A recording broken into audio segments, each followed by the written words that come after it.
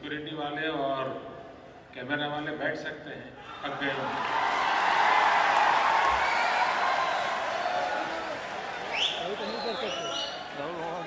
Camera set करके आराम से बैठिए आप।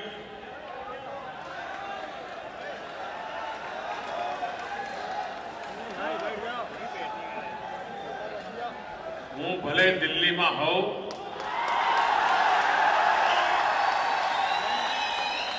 પણ તમારી તકલીફ મને ખબર પડી જ જાય।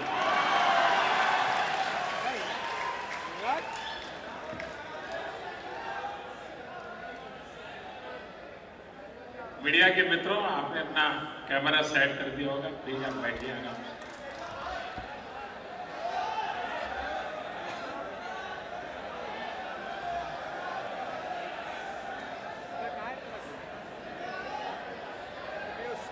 मंच पर विराजमान भारतीय जनता पार्टी राष्ट्रीय अध्यक्ष श्रीमान अमित भाई शाह, प्रदेश अध्यक्ष श्रीमान रणछोड़ भाई, राज्यना मुख्यमंत्री आदरणीय आनंदीबेन, श्री ओमजी माथुर, श्री रूपाला जी, श्री वी सतीश जी, मंच पर विराजमान गुजरातना सौ मंत्री परिषदना सभ्यों,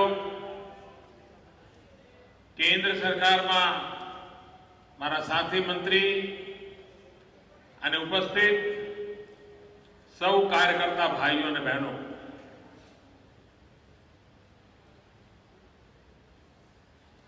હું ગુજરાત પ્રદેશ ભારતીય જનતા પાર્ટીનો આભારી છું કે મને આપ સૌના દર્શન કરવાની તક આપી।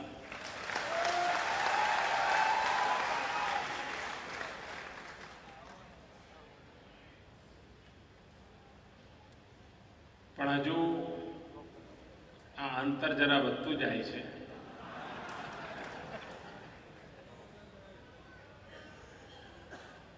પણ કેમેરા વાળાને તો મેં અંતર ઘટાડી દીધું।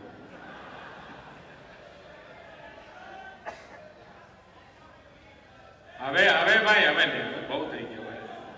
અત્યાર સુધી ચાલતું હતું ને હવે તમે ગડબડ કરો છો।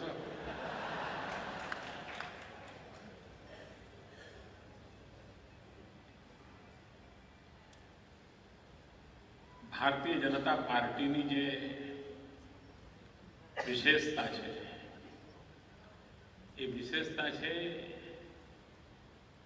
एनी संगठन की शक्ति, एना कार्यकर्ताओं परिश्रम, एना कार्यकर्ताओं की निष्ठा। नहीं तो कोई कल्पना करी सके कि 1984 में जे पार्टी बेज एमपी बचा होय, जे पार्टी बधा दिग्गजों हारी गया होय अने संसद में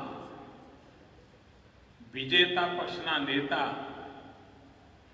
2 या 3 बस कहीने भाजपनी मजाक उड़ावता होय, ए पार्टी आटला टूंका गाळामां पूर्ण बहुमत साथे सत्ता पर विराजमान थाय।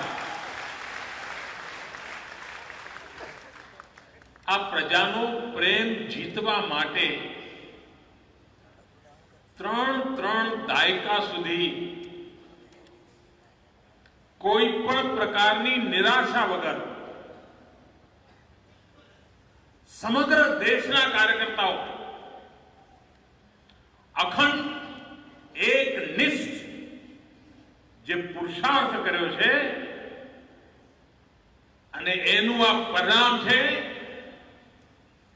कि आज देश में पूर्ण बहुमतनी स्थिर सरकार छे।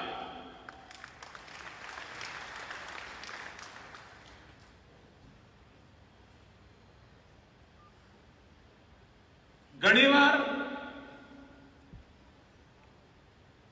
પૂર્ણ બહુમત આપણા દેશમાં ચર્ચાનો મુદ્દો જય અને પરાજયની આસપાસ જ ગૂંથાયેલો હોય છે કે આ જીતી ગયા પેલા હારી ગયા, આટલું જ હોય છે. જે રાજનીતિક ક્ષેત્રમાં હોય છે એમને પણ એમ જ હોય છે કે પૂર્ણ બહુમત આવે કે સરકાર બને, શાંતિથી ચાલે, તકલીફ ના પડે વગેરે વગેરે. પણ સાથીઓ, પ્રધાનમંત્રી તરીકેના મારા ટૂંકા અનુભવથી હું કહું છું કે પૂર્ણ બહુમતની તાકાત માત્ર રાજસત્તા સાથે જોડાયેલી નથી. પૂર્ણ બહુમતની તાકાત સંસદમાં તમે શું કરો શું ન કરો, કેટલી સરળતા રહે, સરકાર બનાવવામાં કેટલી સરળતા રહે, નિર્ણયો કરવામાં કેટલી સરળતા રહે, એટલી સીમિત એની તાકાત નથી. એનાથી પણ ખૂબ મોટા વ્યાપક ફલક ઉપર પૂર્ણ બહુમત વાળા નિર્ણયની અસર હોય છે.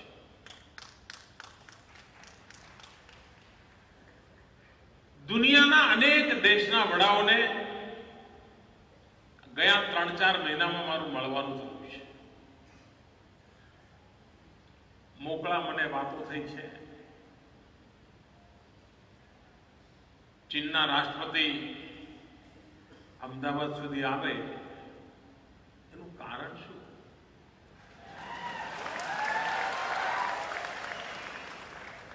નરેન્દ્ર મોદી નહીં, એનું કારણ 125 કરોડ દેશવાસીઓએ આપેલો પૂર્ણ બહુમતનો નિર્ણય છે. સમગ્ર વિશ્વ સરકાર તરફ જ્યારે જુએ છે ત્યારે એના મનમાં એક બાબત હોય છે કે આ સરકાર પાસે મેન્ડેટ કેવો છે.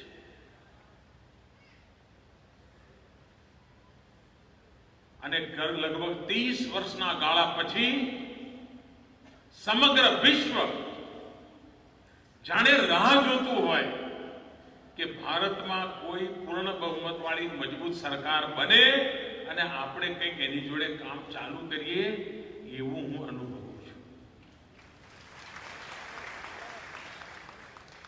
અને દુનિયામાં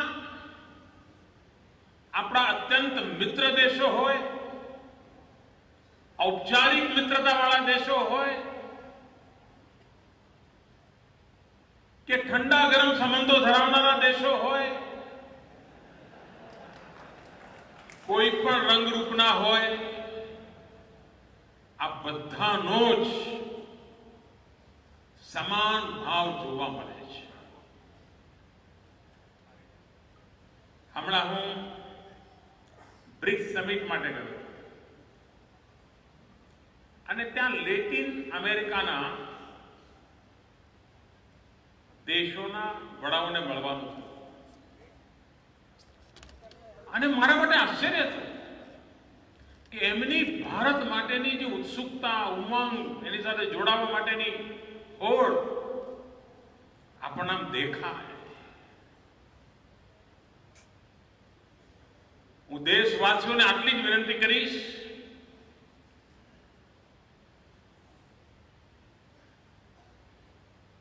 રાજકીય પક્ષો આવશે જશે, ચૂંટણીઓ આવશે જશે, પણ જ્યારે સરકારો બનાવે ત્યારે એ બાબતમાં ક્યારે ભૂલ ન કરે કે અસ્થિરતા પેદા થાય. પૂર્ણ બહુમત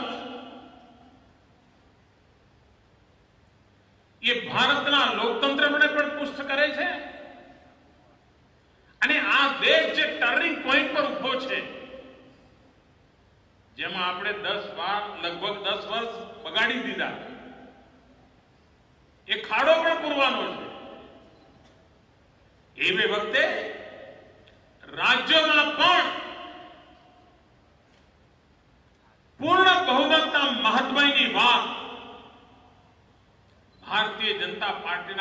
કાર્યકર્તાએ નિરંતર કરતા રહેવું જોઈએ, જે દેશના હિતમાં છે, લોકશાહીના હિતમાં છે અને ભારતની વિકાસ યાત્રાના હિતમાં છે. મારે મિત્રો સાર્વજનિક રીતે સ્વીકારવું જોઈએ કે હું પોલિટિકલ સાયન્સનો વિદ્યાર્થી રહ્યો હોવા છતાંય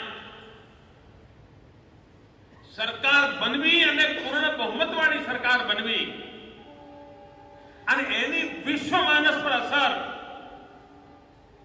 આ જે રીતે હું જોઈ રહ્યો છું એનાથી મને આનું મહાત્મ્ય વધારે દેખાય છે.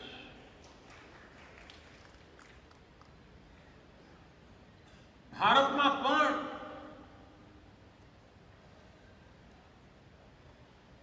એવી ઉજળી તકો પડી છે ભાઈઓ, એટલું બધું સામર્થ્ય પડ્યું છે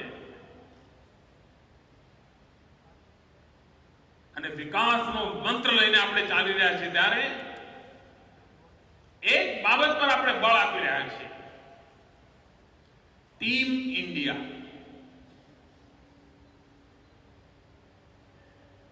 કમનસીબે જે જમાનામાં દિલ્હીમાં જે પાર્ટીની સરકારો હતી, રાજ્યોમાં પણ એ જ પાર્ટીની બધી સરકારો હતી, ત્યારે આની જરૂરિયાત કોઈને લાગી નહીં. પછીનો એક એવો તબક્કો આવ્યો કે જેમાં રાજ્યમાં એક સરકાર હોય, દિલ્હીમાં બીજી સરકાર હોય, મનમેળ ના હોય અને તેથી દરેકે પોતાની ભગનો સત્તાનો ઉપયોગ રાજકીય આટાપાટા માટે કર્યો અને પરિણામે દેશને ન કલ્પી શકાય એટલું નુકસાન થયું.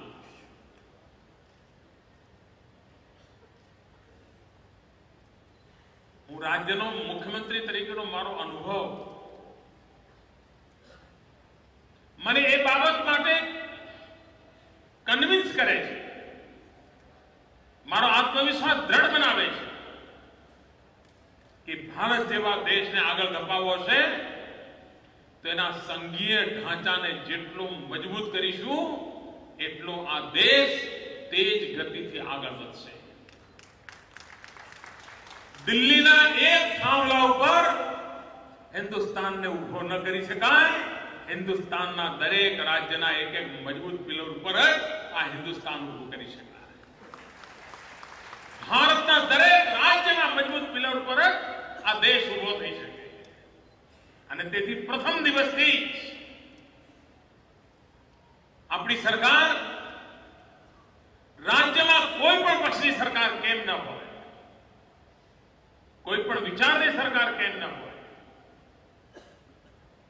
આપણી સાથેનો ગરોબો અચ્છો હોય કે ન હોય, એના લેખા જોખા કર્યા વગર ભારતના સંવિધાને જે વ્યવસ્થા સોંપી છે એ વ્યવસ્થાનું ગૌરવ કરીને સૌને સાથે લઈને સંઘીય ઢાંચાને, ફેડરલ સ્ટ્રક્ચરને જેટલું પોષણ આપી શકાય પોષણ આપીને એક ટીમ ઇન્ડિયા તરીકે કામ કરવાની દિશામાં આપણે મક્કમતાપૂર્વક આગળ વધી રહ્યા છીએ.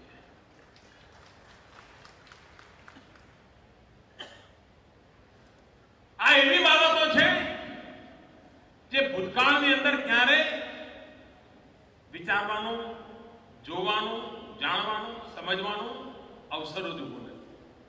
આ બધું નવું છે અને નવું સમજતા ઘણા લોકોને વાર લાગશે.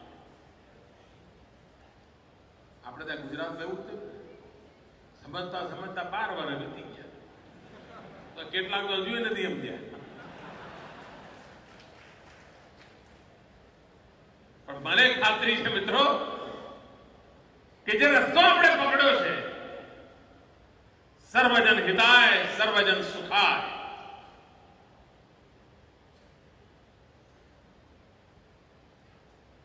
અને એમાં સૌનો સાથ મળશે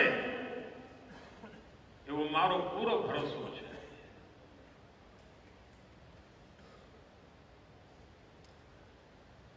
ઘણીવાર એક ચર્ચા ચાલે છે vision, big vision, grand vision, આવું બધું આપણા કાને પડે.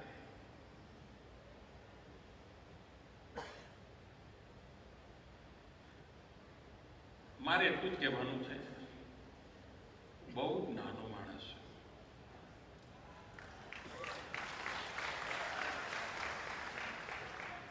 ખૂબ નાનો માણસ અને નાનાઓ માટે જ જીવું છું.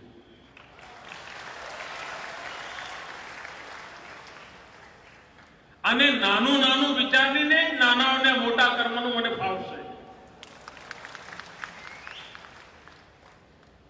અને જ્યારે આ નાના નાના મોટા થઈ જશે ને, ત્યારે તો હિન્દુસ્તાન ક્યાંનો ક્યાં પહોંચી જશે. દેશને ખાટલે મોટી જો ખોટ હતી તો આજ હતી કે નાનાનો કોઈ વિચાર નહોતો કરે. અને આજ અમારું વિઝન છે, આજ અમારી પ્રતિબદ્ધતા છે, આ દિશામાં જ અમારો પુરુષાર્થ છે. અને તેથી આ પ્રધાનમંત્રી જનધન યોજના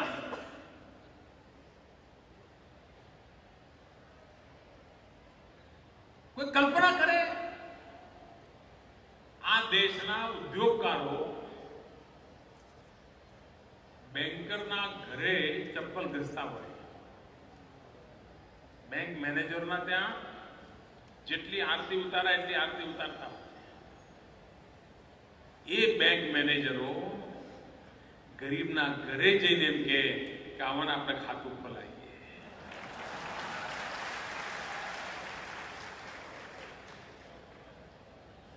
આ વિઝન, આને વિઝન કહેવાય. બાકી વ્યવસ્થાઓ તો પહેલા પણ હતી. બેંકો નહોતી ભાઈ, બેંકો હતી કે નહોતી? ગરીબો ખાતા વગરના હતા કે નહોતા? ગરીબો સાહુકારને ત્યાં લૂંટાતા કે નહોતા લૂંટાતા? વ્યાજ ભરીને મરી જતા હતા કે નહોતા મરી જતા? એ ગરીબોને આપણે બચાવી શકીએ કે ન બચાવી શકીએ? એમને આના સમજણ પડી, મને પડી. આ જ ફરક ભાઈ, આ મોટામાં મોટો ફરક જ આ છે. પણ આ ફરક સમજવા માટે પણ પોતાને જરા પોતાનામાં ફરક લાવવો પડે.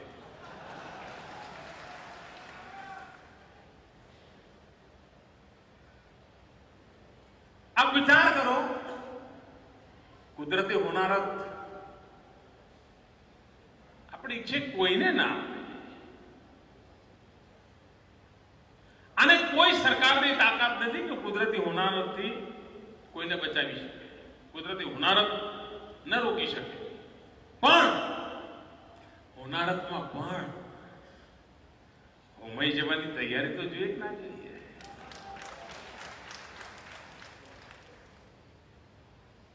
દુખિયાના પીડિત માટે સમર્પિત થવાની તૈયારી જોઈએ ના જોઈએ? ભૂતકાળમાં પ્રધાનમંત્રીઓ પોતાના પૂરા કાર્યકાળમાં જેટલી વખત કાશ્મીર ગયા હશે ને, એના કરતા વધારે વખત હું હમણાં જઈ આવ્યો.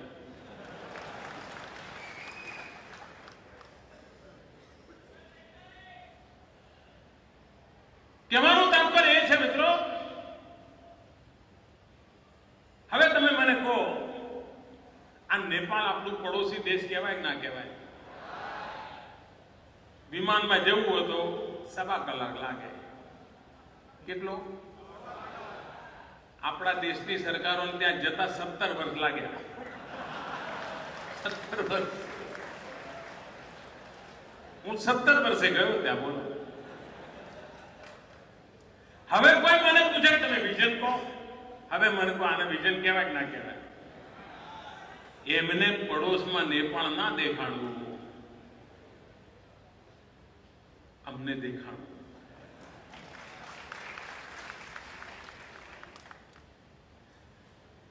ભાઈઓ બહેનો, ખૂબ આત્મવિશ્વાસ પૂર્વક અને મક્કમ નિર્ધાર પૂર્વક, કોઈ દુવિધા વગર સર્વજન હિતાય સર્વજન સુખાય આ મંત્રને ચરિતાર્થ કરવા માટે આપે દિલ્હીમાં બેસાડેલી સરકાર પ્રતિબદ્ધ છે, સમર્થ છે અને સિદ્ધિ મેળવીને રહેવાની.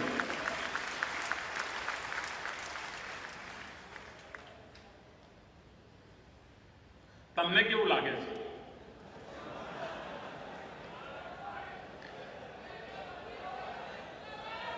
હજુ આમ ગોખવું પડતું હશે. પ્રધાનમંત્રી તો ગોખવું પડતું હશે ને, તકલીફ પડે ને.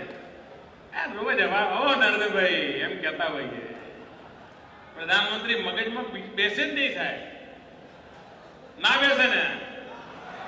મારા ગુજરાતના કાર્યકર્તાઓના મગજમાં તો આપણા નરેન્દ્રભાઈ,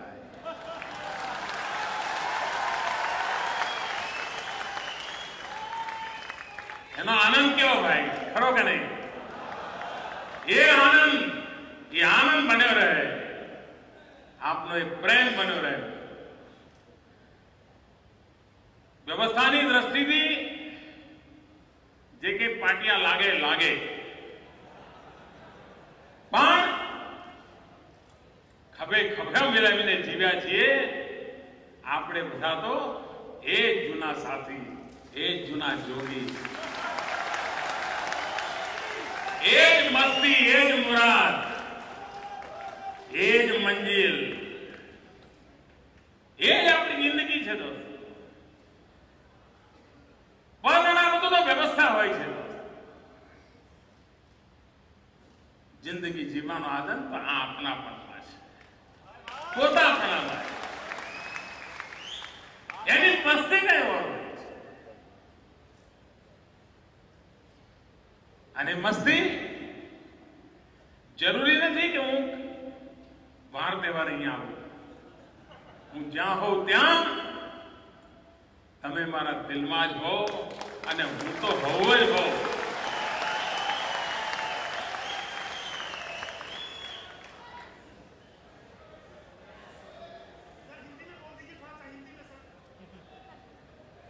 તો સાથીઓ, આ જ ઉમંગ અને ઉત્સાહ સાથે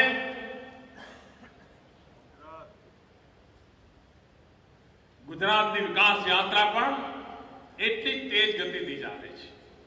હું અહીંથી ગયો ત્યારે મેં એક વાત કરી હતી.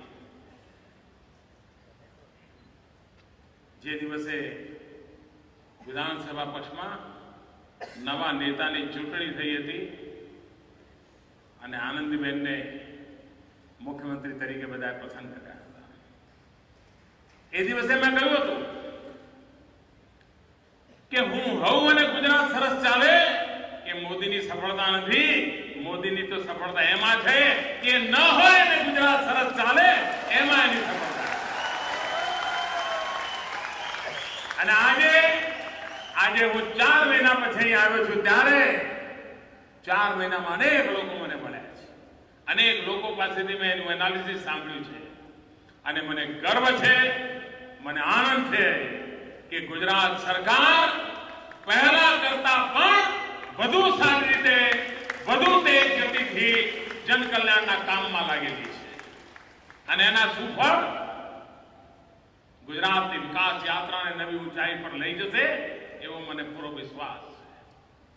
ગુજરાત હંમેશા નરેન્દ્ર મોદીના ભરોસે ચાલતું હતું, ને આનંદીબેન પટેલના ભરોસે ચાલે છે. ગુજરાત આખી આ સમગ્ર ખંડમાં બેઠેલા બધા લોકો છે તે, અને જે લોકો અહીંયા આજે બોલાવ્યા નથી તે બધાની એક ટીમના કારણે ચાલે. આ ટીમ આપણી તાકાત છે, સંગઠન આપણી શક્તિ છે, અને એ જ આપણું સામર્થ્ય છે. એ સામર્થ્ય લઈને આપણે નવી ઊંચાઈઓને પાર કરતા રહીશું.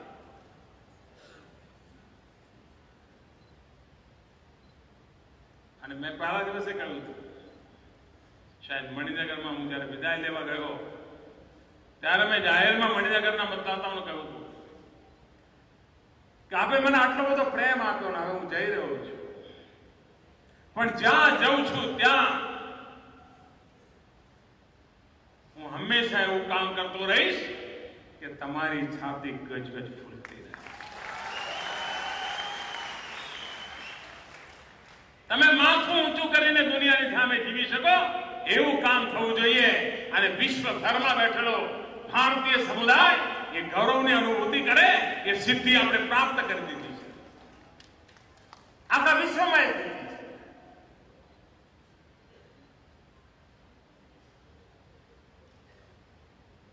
ભારતના ખૂણે ખૂણે ઉમંગ અને ઉત્સાહ જોવા મળે છે. કામ કરવાની ગતિ જોવા મળે છે. સૌ કોઈ પોતપોતાનું યોગદાન આપવા માંગે છે.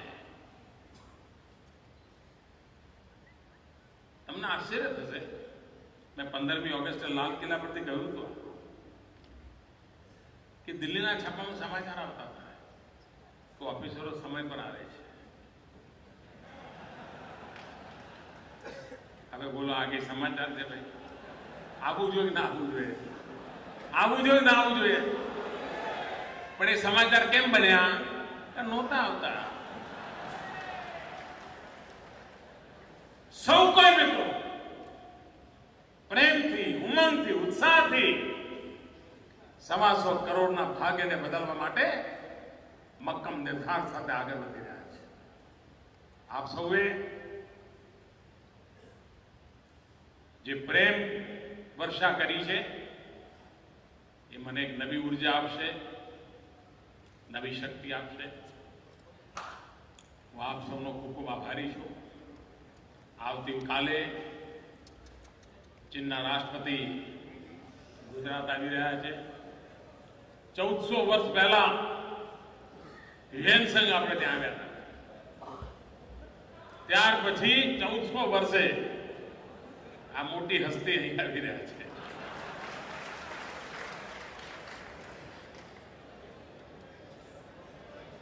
ખૂબ ખૂબ ધન્યવાદ મિત્રો, ખૂબ ખૂબ શુભકામનાઓ.